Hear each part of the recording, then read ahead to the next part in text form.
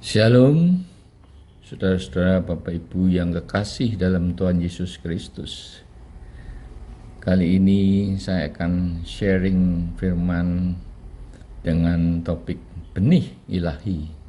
Tapi marilah sebelumnya kita berdoa dahulu. Tuhan Allah Bapa kami yang ada dalam kerajaan surga yang mulia, kembali Tuhan kami menghadap hadirat-Mu untuk mendengarkan firman-Mu.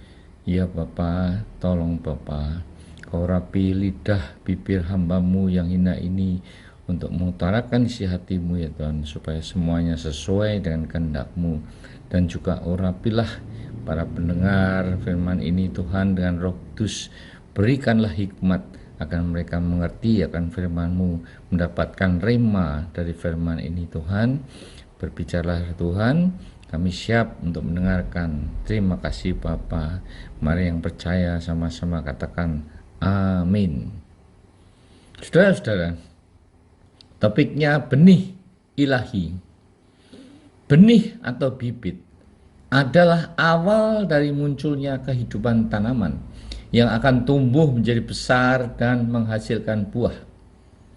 Tidak ada kekristenan instan. Semua harus melewati proses yang akan menentukan apakah dia masih tetap seperti bayi yang hanya dapat makan makanan lunak dan disuapi, atau tumbuh menjadi Kristen dewasa yang dapat mandiri, mempunyai iman yang teguh, tahan banting dalam menghadapi kesulitan-kesulitan dalam hidupnya.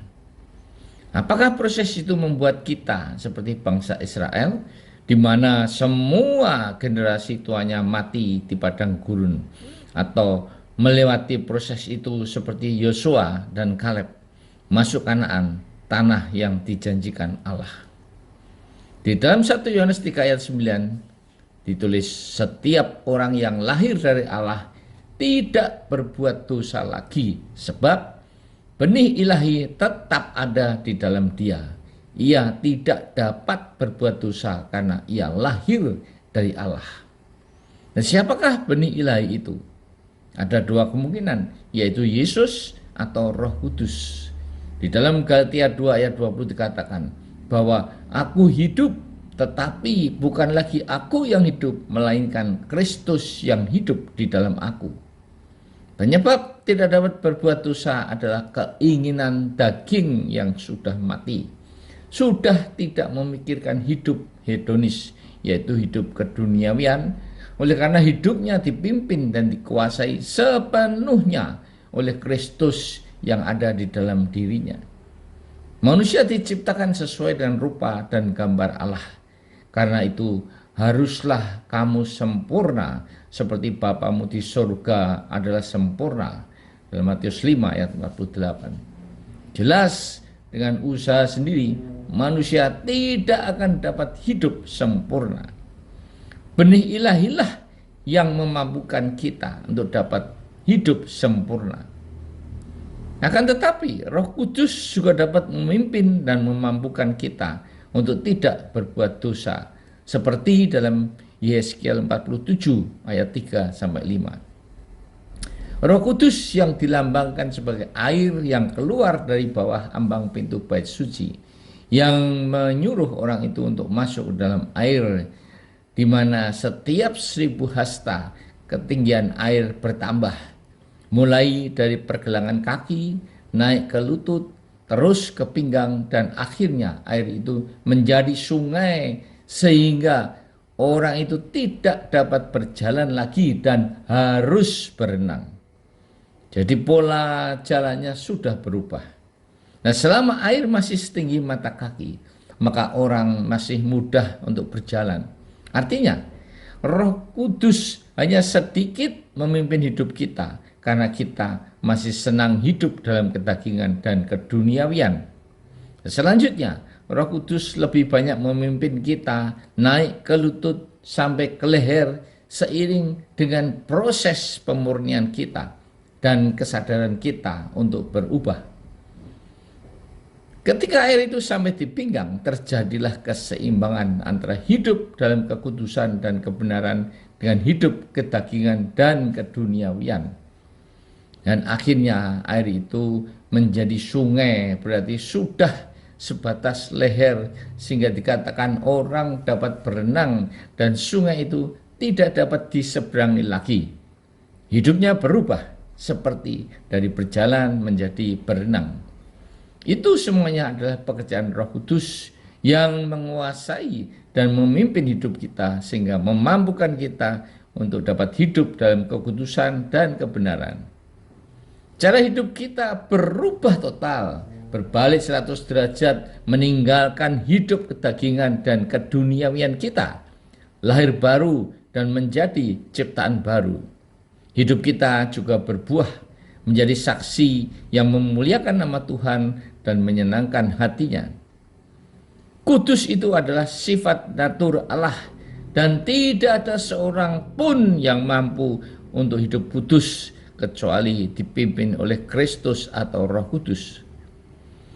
Saudara-saudara, dalam bahasa Indonesia tidak mempunyai bentuk waktu seperti pada bahasa Inggris. Di dalam King James Version 1 Yohanes 3 ayat 9 dikatakan, "Whosoever is born of God doth not commit sin, for his seed remaineth in him, and he cannot sin because he is born of God." Nah, dalam ayat ini 2 kali ditulis is born, yaitu bentuk waktu sekarang, hari ini.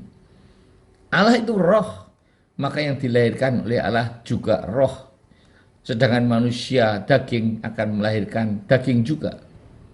Karena dilahirkan oleh Allah setiap hari, maka kita tidak dapat berbuat dosa lagi. Berarti roh dan jiwa kita, yaitu pikiran, emosi, dan kehendak, akan diperbaharui setiap hari juga. Oleh karena itu, sebelum tidur ada baiknya kita merenungkan kembali apa yang telah kita perbuat pada hari yang sama. Kita evaluasi, mawas diri, mana yang baik dan mana yang tidak sesuai dengan firman dan kehendak Tuhan. Itulah artinya lahir baru, menjadi ciptaan baru. Setiap hari diperbaharui secara berkesinambungan.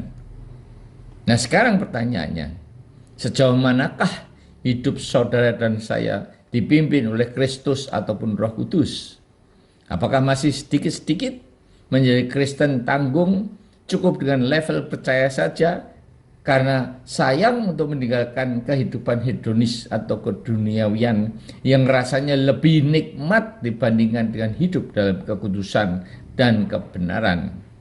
Nah, jika saudara dan saya masih pada level tersebut, bagaimana jika hari Tuhan tiba, yaitu kedatangan Kristus yang kedua turun di awan ataupun kematian, di mana keduanya pasti terjadi, namun tidak ada seorang pun yang tahu kapan peristiwa itu akan terjadi.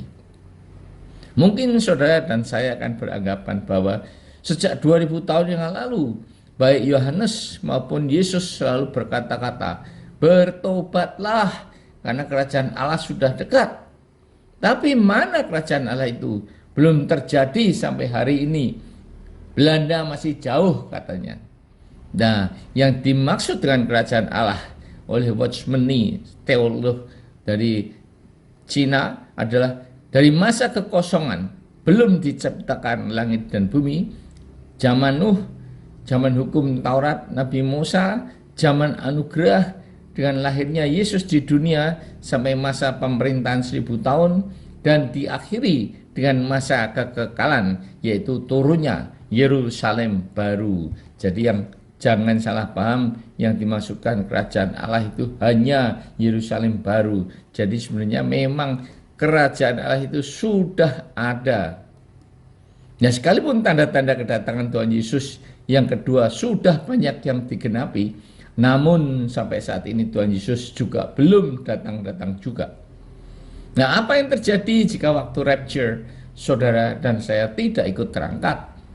Yang tertinggal akan mengalami 2 kali 3,5 masa, 2 kali 3,5 tahun masa tribulasi awal dan masa kesukaran yang sangat besar, di mana yang tidak terangkat akan disiksa, dibunuh antikris, atau kehilangan keselamatannya jika mau menyembah Dia. Tetapi ingat, kematian dapat terjadi setiap saat karena kecelakaan, serangan jantung, dan yang lagi viral sekarang adalah virus Omicron atau COVID dan lain-lain. Umur manusia sudah ditentukan 70 tahun, walaupun ada yang mendapatkan bonus hidup lebih panjang lagi. Nah, apakah saudara dan saya sudah siap ketika dipanggil Tuhan? Jangan sampai terlambat sehingga pintu pesta kawin anak domba sudah tertutup bagi saudara dan saya. Seperti 5 gadis yang bodoh, yang tidak siap dan tidak berjaga-jaga ketika mempelai pria tiba. Bertobatlah sekarang. Tuhan Yesus ada di depan pintu hatimu. Dia mengetuk pintu hatimu agar saudara mempersilahkan Tuhan Yesus masuk dan makan bersamanya pada pesta perkawinan anak domba, di mana Kristus sebagai mempelai pria dan kita adalah mempelai wanitanya. Mulailah hidup baru, lahir baru, menjadi ciptaan baru dengan berbalik 180 derajat, meninggalkan kehidupan dosa kedagingan, ibarat ulat daun yang bermetamorfosa menjadi kupu-kupu yang indah, dari perusak menjadi bermanfaat bagi kehidupan, bukan seperti ular yang hanya berganti kulit saja, tetapi makannya, jalannya juga sama. Saudara sudah dibaptis tapi sama saja. Nah, jadikan hidup ini berguna bagi manusia dan Tuhan. Amin. Mari kita berdoa. Tuhan, terima kasih Tuhan atas firman-Mu Tuhan, yang mengingatkan kami saat ini bahwa jika benih ilahi itu diam di dalam kami, maka kami tidak dapat berbuat dosa, karena benih itulah yang memampukan kami untuk hidup dalam kekudusan dan kebenaran. Karena itu ya Tuhan, pimpin kami dan sadarkan kami yang masih hidup dalam dosa untuk bertobat ya Tuhan, biar benih itu memampukan kami untuk berbalik 180 derajat kembali kepada-Mu ya Tuhan. Tuhan, kami berdoa bagi mereka yang sakit, kiranya dalam nama Tuhan Yesus mereka semuanya akan sembuh, dan mereka yang masih hidup dalam kedagingan, Kau sadarkan mereka Tuhan, Kau ingatkan mereka bahwa hari Tuhan pasti terjadi dan tidak tahu kapan itu terjadi, sehingga ketika hari Tuhan itu datang, kami semuanya sudah siap menyambutnya ya Tuhan. Terima kasih Tuhan, hamba-Mu berhenti berbicara, dan Roh Kudus teruslah bekerja pada pendengar-pendengar firman ini Tuhan. Terima kasih, dalam nama Tuhan Yesus kami berdoa dan mengucap syukur. Amin.